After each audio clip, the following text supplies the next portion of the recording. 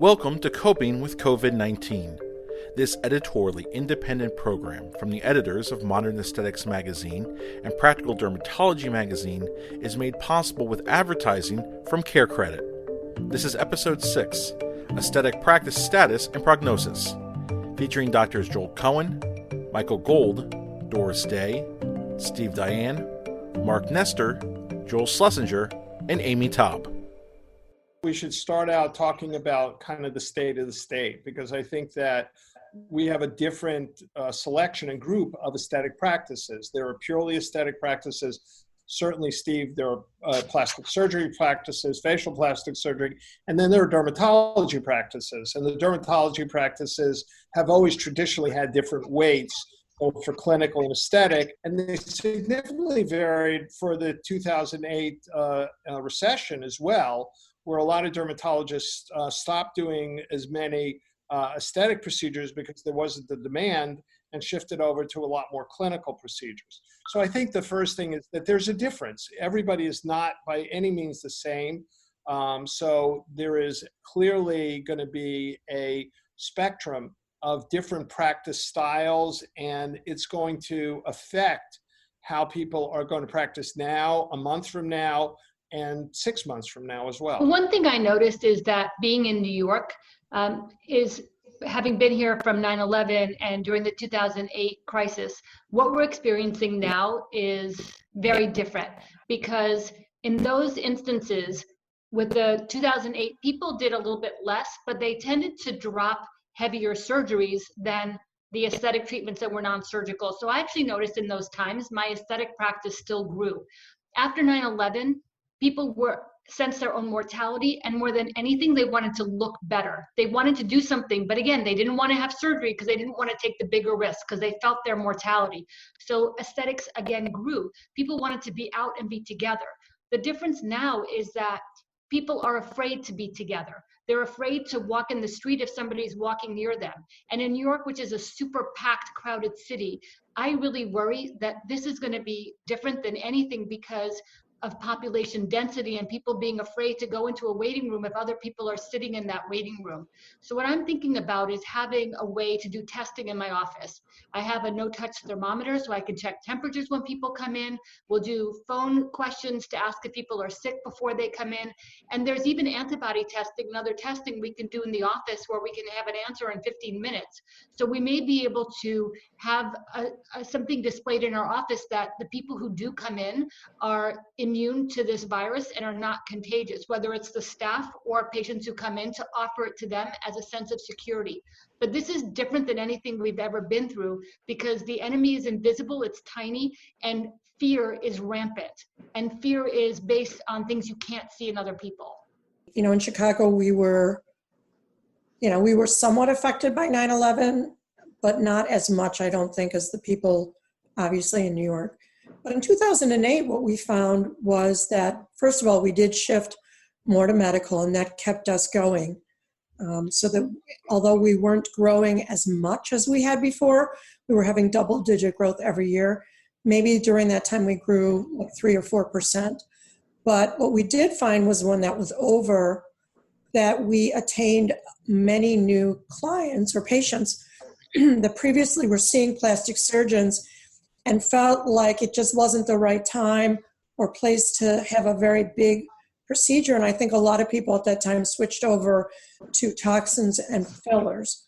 I think now what's going to happen is, look at us now. What are we doing? We're sitting around, even though we're not together, we're all looking at each other and we're looking at ourselves. We're looking at ourselves on the screen. I think now more than ever, people are going to care about how they look, especially their face, because they've been looking at it.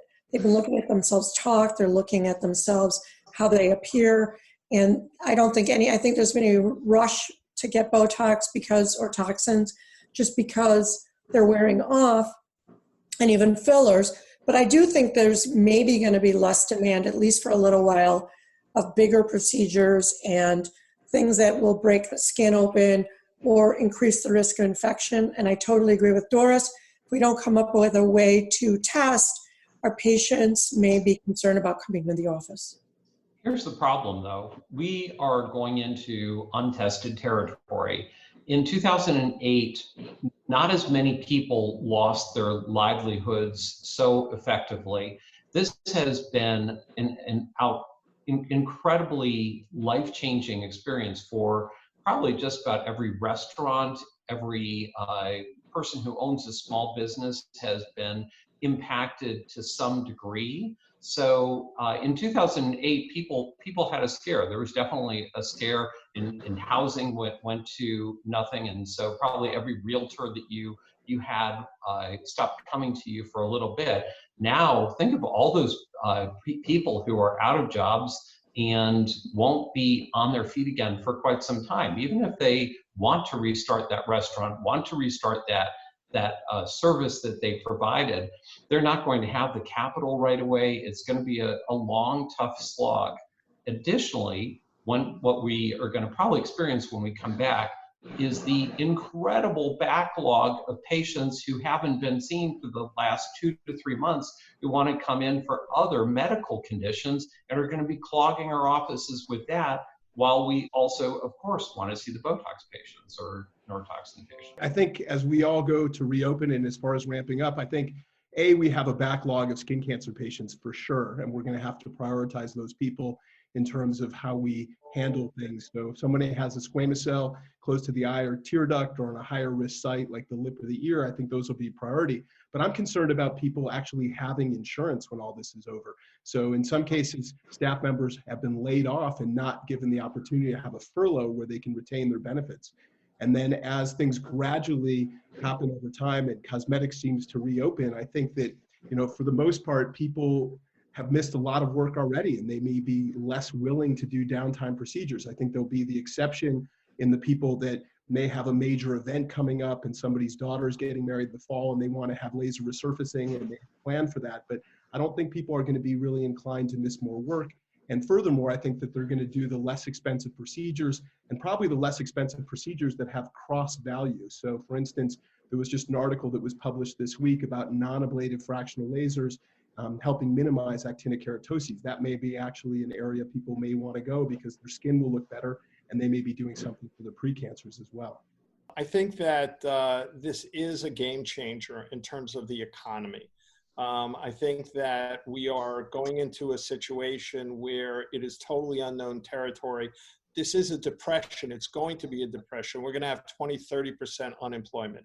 It's going to probably, all the good economists are talking about 2021, middle of 2021 until this really starts to come back. And it's going to take a while, and people are going to be scared by this. And I think that the psychology of it is even more important than even the reality of the fact that people's 401ks are down 30% and things like that, and many people are out of jobs. I think the fear that this could happen again and they have to stock up, the toilet paper mentality, so to speak, financially is going to be there. I think they're going to want to spend as little money as possible. It doesn't mean they won't want to do anything, but spend as little money as possible. I absolutely agree that people are not going to want to miss work when work comes back.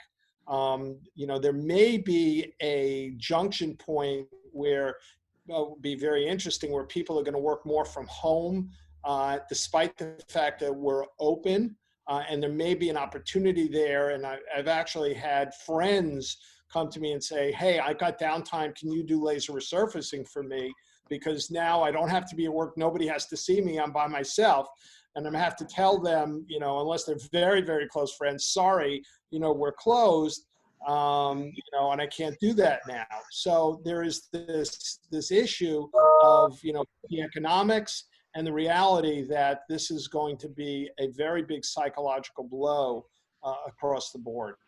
I think we need to take into consideration a couple things, and that's variabilities. There's variabilities in types of practices. A derm practice with many associates versus a solo practitioner is a completely different paradigm. Also, different regions. New York is a lot different than Butte, Montana. And you're going to see different parts of the country open up differently.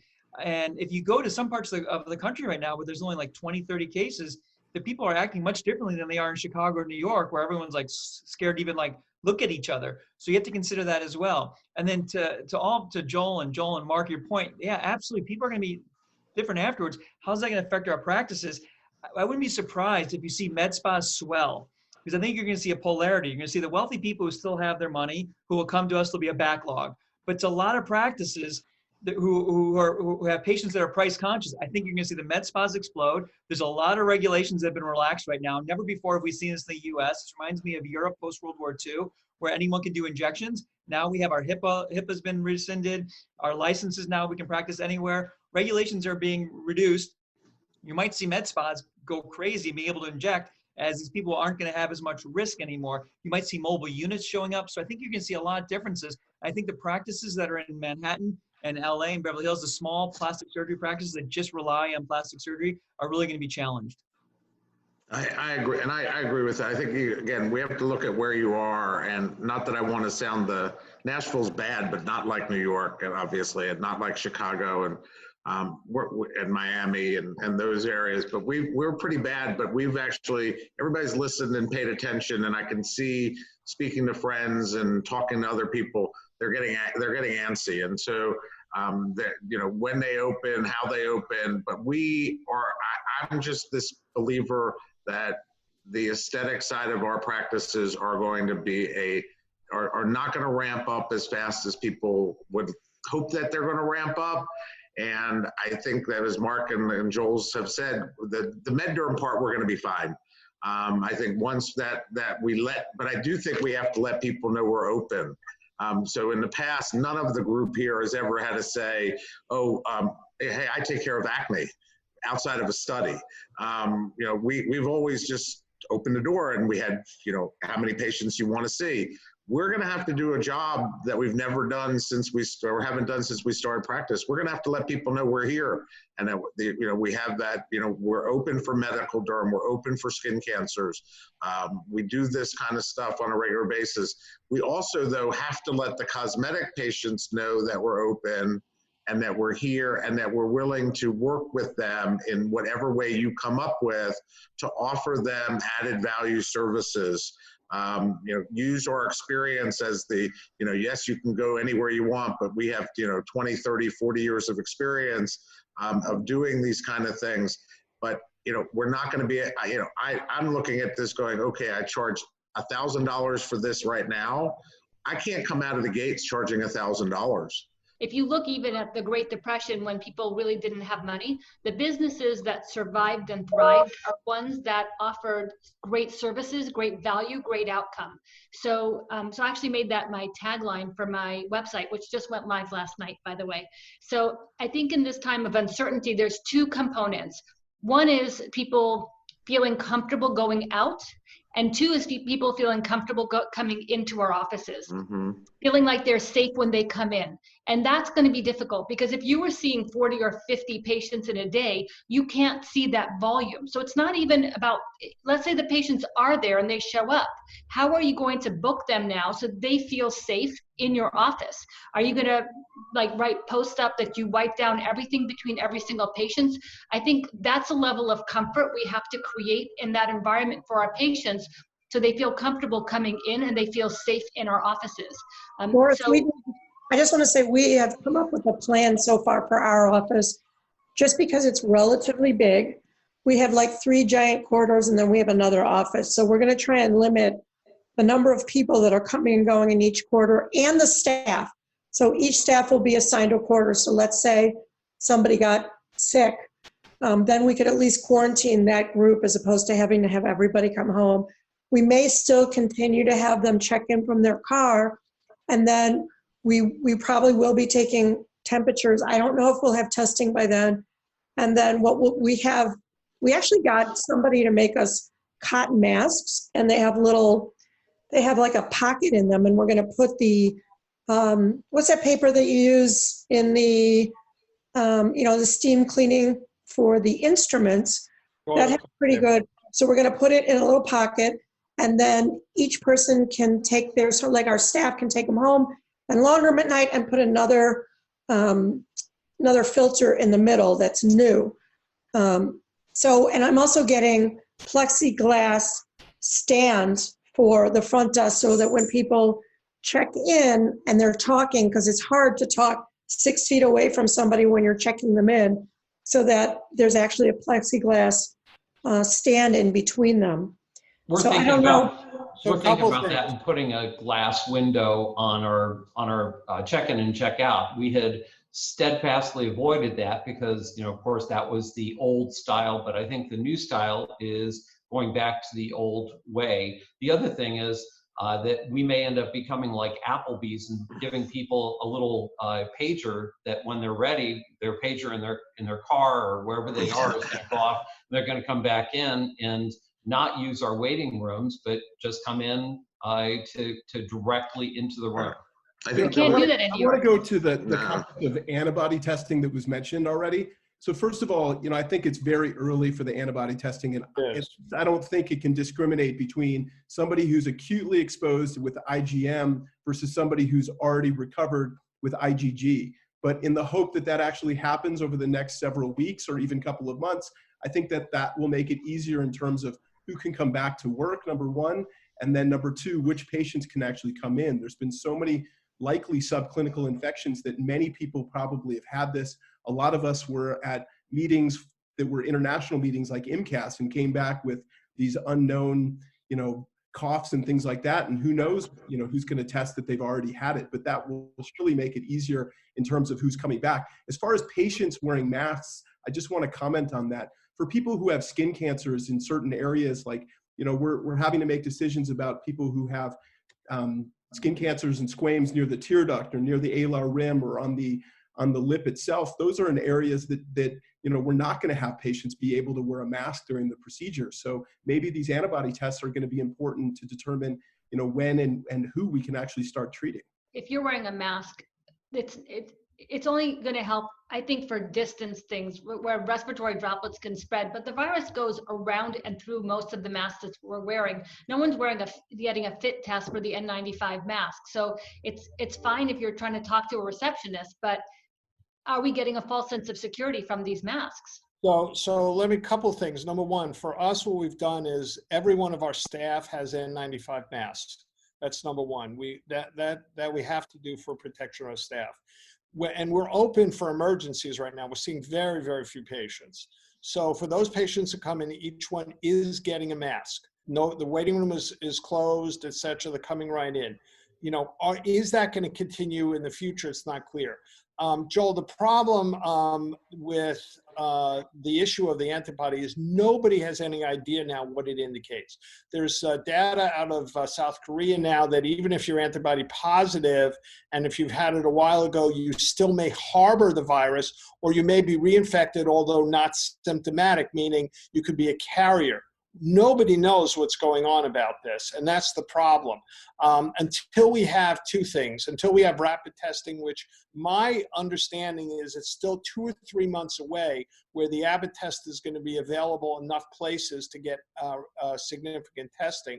But that aside, until we have a vaccine, nothing could go back to normal. It's impossible because we're not going to know what's going on or until we have a treatment. By the way, I just ordered a bunch of ivermectin. There's some decent data out of Australia that I've been a good antiviral, and it's cheap enough, and we can still get it unlike hydroxychloroquine. Well, they actually canceled several of our prescriptions for rosacea patients that had papulopustular rosacea, and we ordered ivermectin for them. So get it quickly because pretty soon they're not going to allow that. One aspect of the testing is that I just listened to our state epidemiologist who said that currently the 15-minute test is only 70% sensitive, 70%. So there's a 3 in 10 chance that it will be a false negative.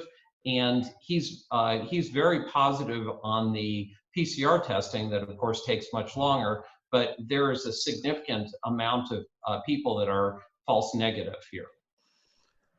So the question bodes, what are we going to do when our patients come in if they open up May 1st or May 15th? None of this is available.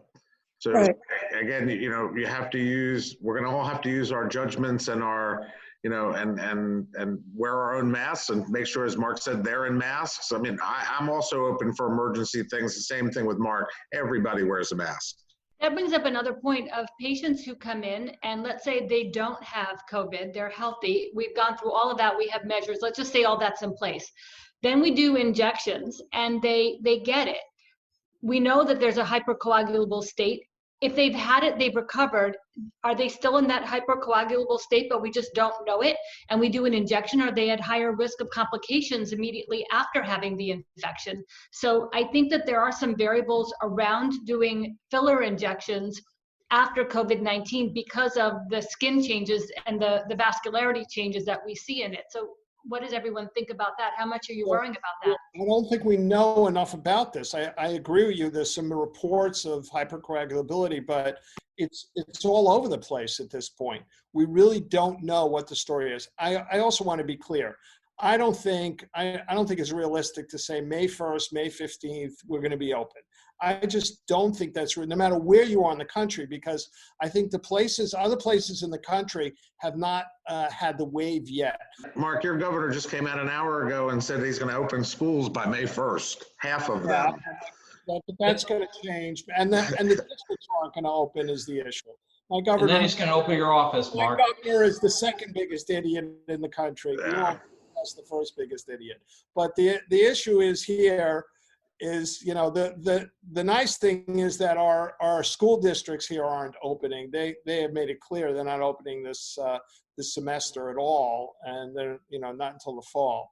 So the bottom line is that it's just not realistic to think, if you look at the epidemiology of this, and you look at the fact that, as you said, we don't have the testing, we don't have the antibodies available at all, nevertheless widely, and we don't have any treatments that we know work. It's just nobody is going to be stupid enough to take the risk, okay, to do this, especially for the things that we do. I think what's amazing is that I'm reading mountains of information every single day, and every day it's like, oh wait, maybe ivermectin, maybe it's hydroxychloroquine. So I think a lot of these issues about when we opening is not coming down to time, but rather to curing the unknown. So once we recognize that, yeah, ivermectin and hydroxychloroquine are prophylactic, they work great, or if you're HLA type B, or if your blood type is a certain type, you're at higher risk.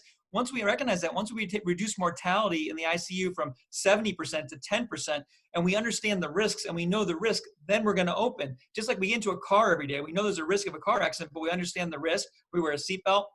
We don't know this, but I will bet you in 2 weeks, 3 weeks, we're going to have a completely different attitude on all of this, because who knows, maybe those Israelis will come up with that cure that Joel was passing out along one of the threads I was on. That's, maybe they have a cure. They already have a vaccine. They said it's going into testing right now. That's already been tested in the past. We don't know yet. And I think it'll be really interesting to come back here in 2 weeks.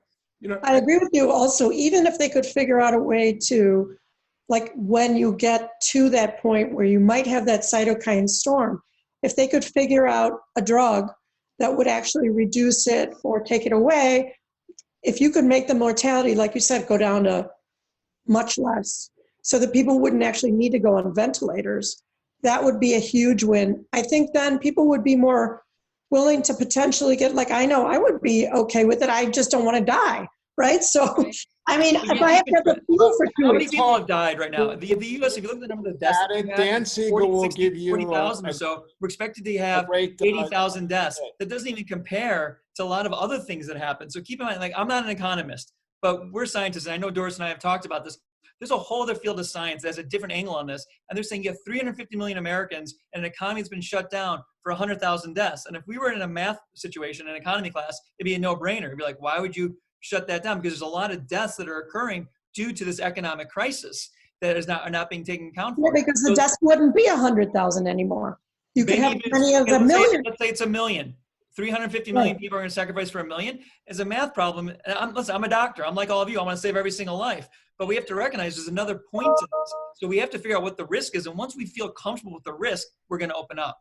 But the biostatistics are very, very difficult for people right now. For the average person watching TV, they simply don't understand that flattening the curve means delaying actual people getting this disease until later, potentially this summer. But if we delay people getting it to the summer, we may understand these prophylactic treatments. Henry Ford is doing a study right now, a randomized prospective study on hydroxychloroquine given to first responders to see who gets it and who doesn't. Number one. Number two, we can look to treatments potentially like remdesivir and other types of things with more significant data. Plus, we can understand these ventilators and the issues of oxygenation much better. So flattening the curve makes a lot of sense from a standpoint of not only saving lives, but saving lives and understanding the disease better. And the economics of it are really difficult to untangle because we don't understand the denominator here. And we have no idea what the actual number is. And every country reports their deaths differently. If somebody has a comorbid condition, is it heart disease? Is it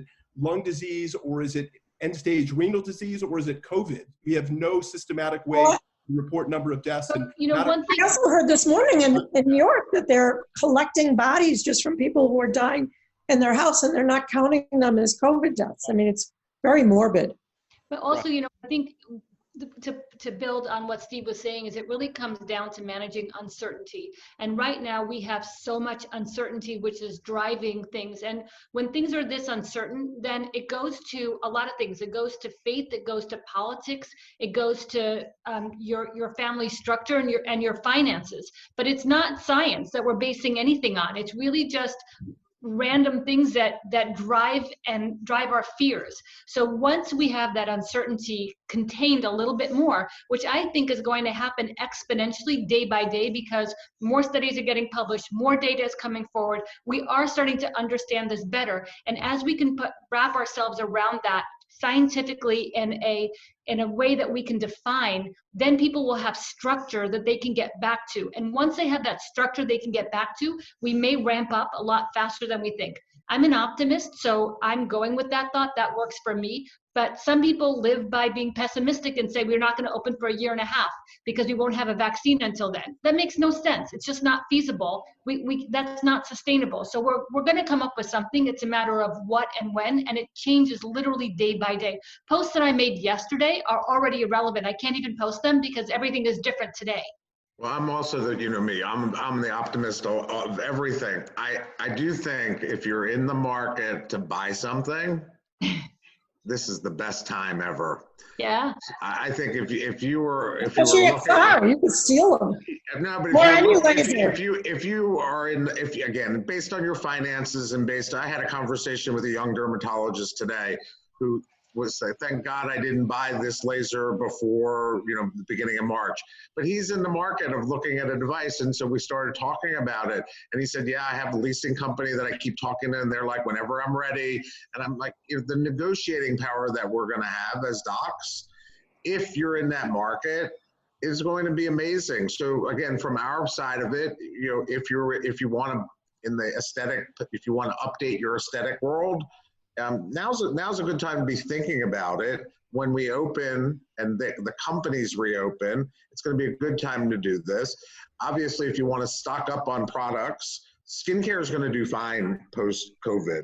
Okay, we're all going to be selling skincare, so you need to be looking at your inventories and so forth. But it depends on expiration dates. There'll also be there's a market that we can start looking at in our own offices and everyone else's. Make sure we have everything up to date, ready to go. As it gets closer, I think so that's my optimism part. We're selling a ton of products right now. We have, we have a store and we have an online store, but a lot of people in our communities want the stuff. So we started to deliver it. I've got my husband's out there right now delivering like 50 boxes to people's doorsteps and taking a picture of it and sending them a text saying it's there. And we've been doing sales because of the fact that the companies are selling it to us at a discount, and there's been a big increase, I think. Actually, we're doing curbside delivery. Yeah. So the patients drive up. A couple of things with that. Number one, there are companies that are going out of business. Michael and I talk about this all the time. There are companies that have already been sold to other companies out of business. Reps have been laid off virtually across the board. It's going to be important for us as a group to make sure that when we come back, that companies such as Galderma, Allergan, et cetera, own up to the issue that if it's been 3-6 months until we've used something, that they will replace products that have expired or close to expiration. And I think that's very, very important. And I think we need to hold their feet to the fire as a group to make sure that happens. And, I think it is we are going to be in the driver's seat, just like the patient is, in terms of making sure that the companies are looking out for our best interest. Yeah. I agree. I think that's true. I think we're going to need to position ourselves, especially in aesthetics, as really looking out for our patients' best interests. And maybe, as Doris brought up, the fact that they could potentially have a complication that we can't even we have no precedent for, we should bring that up, because that may lead them to not schedule. But on the other hand, God forbid that something starts to take place, and then we have that thought and they are saying, well, you didn't tell me that. And it's better to be safe than sorry and protect people.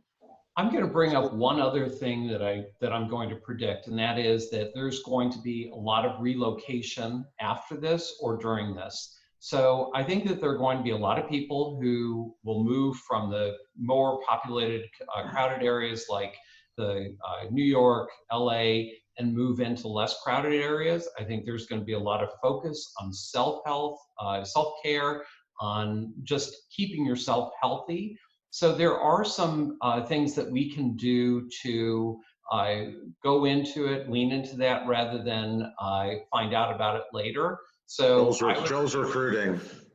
Yeah. So yeah, absolutely, Michael. Come on and join me. But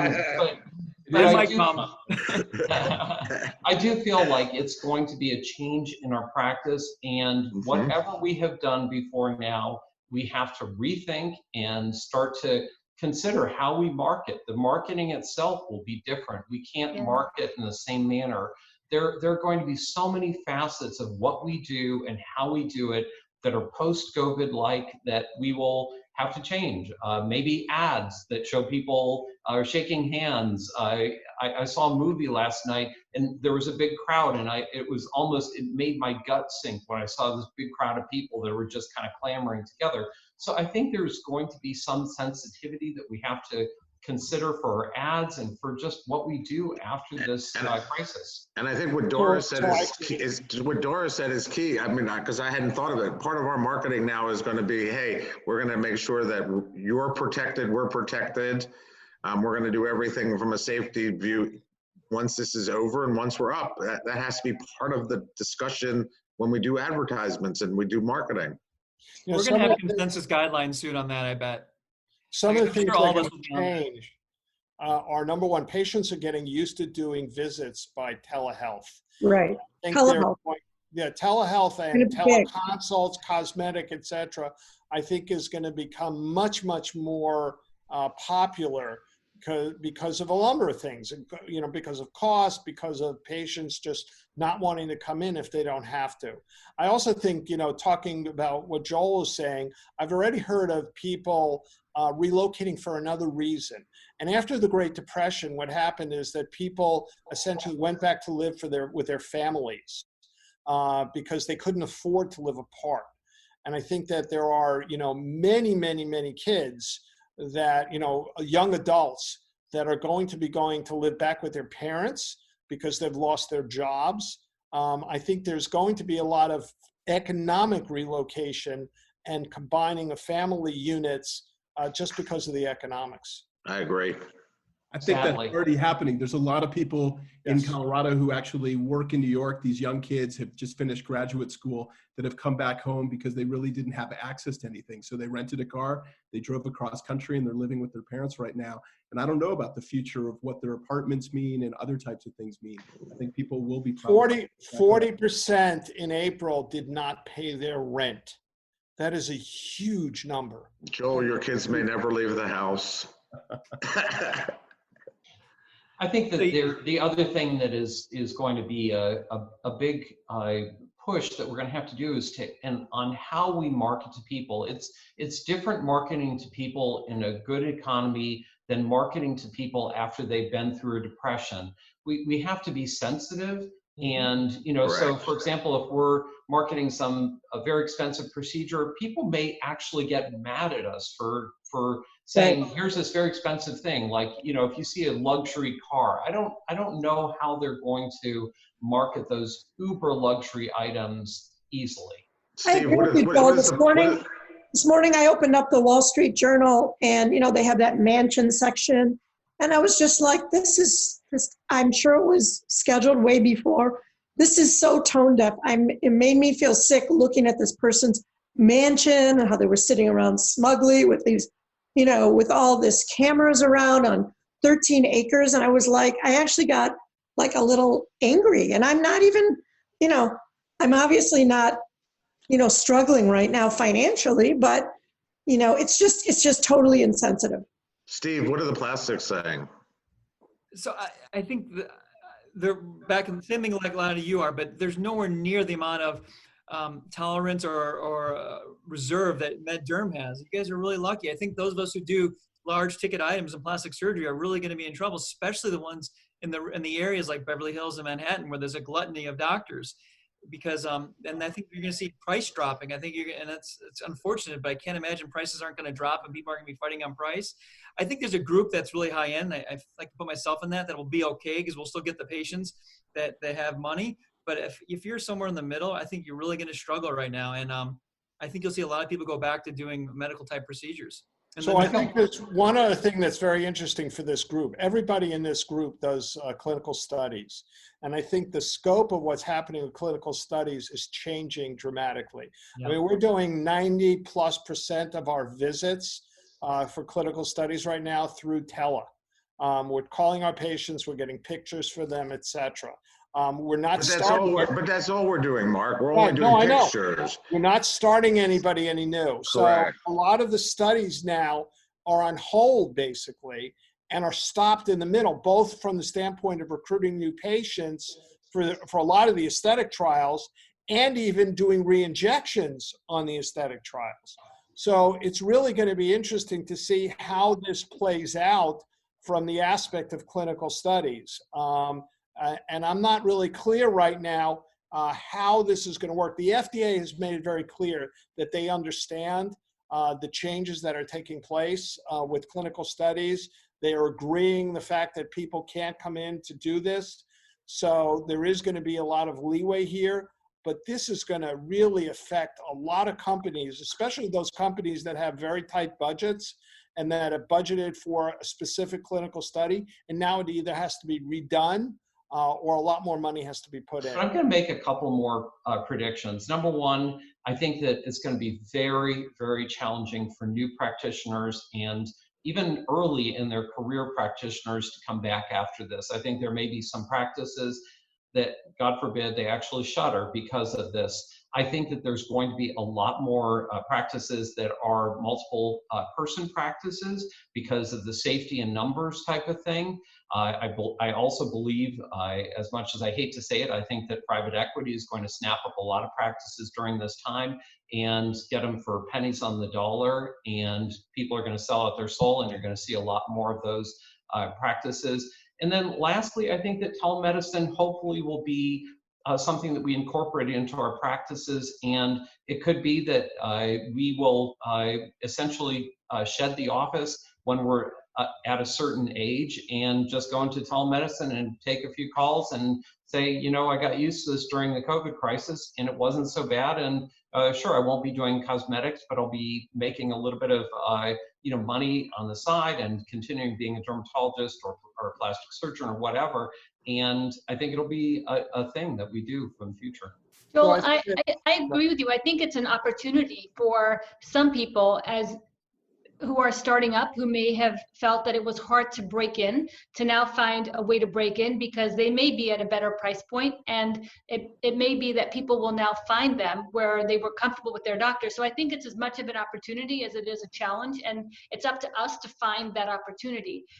In terms of telemedicine, I've done a few, but not very much of it, and I actually don't think it's a very good thing because what you see on the screen isn't the same. And when I have somebody live in the office, even if it's for acne or eczema or psoriasis, being there in real time, having the conversation, being able to touch them and having that physical interaction is very powerful. And I think it would be a real pity and a disservice to our patients, even for follow-up for things that we think of as mundane as acne and eczema and psoriasis, to dismiss the value of a face-to-face visit. Because part of what we do as physicians and healers is that social interaction as much as it is a medical interaction. It's the art of medicine, and the art of medicine is also social. So I hope that it doesn't come down to telemedicine, because as Steve was saying, it is somewhat impersonal, and it is somewhat lonely for the patient as much as for the doctor. So I hope it doesn't come down to that. I've done a fair bit of telemedicine over this past couple of weeks. I've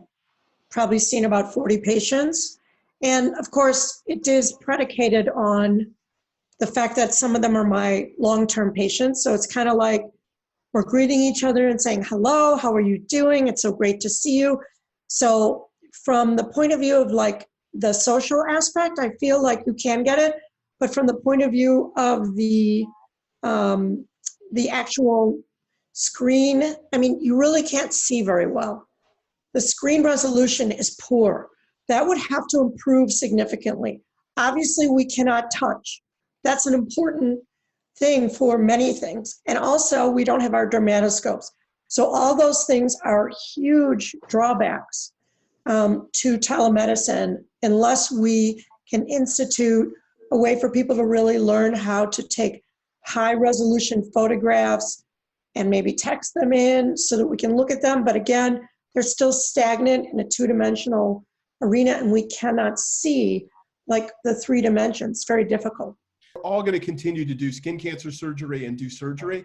And I'm really concerned about wound checks and people wanting to do this through telemedicine, because obviously we can't feel the wound. We can't feel for induration or fluctuance or elicit any purulence or feel for warmth and tenderness.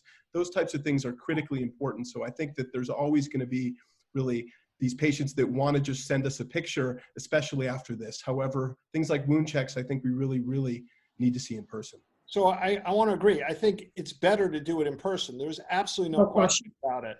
The question is what the people are going to demand, what society is going to demand, et cetera, what our colleagues are going to do. I think there is going to be significantly more. How much more is up to question mark, and obviously it's better to see the patients, but I think telemedicine is here to stay to some degree. It was always here. It's just pushed right in our face now. We're getting a message that it's time for all of us to wrap up. So I'm going to be the one to tell it's time to wrap up. But I'll say thank you to everybody for Modern Aesthetics and putting this on. And I think it would be a great idea. Let's try to do this in a few weeks if we're not working, just to see where this group is and where the group is going.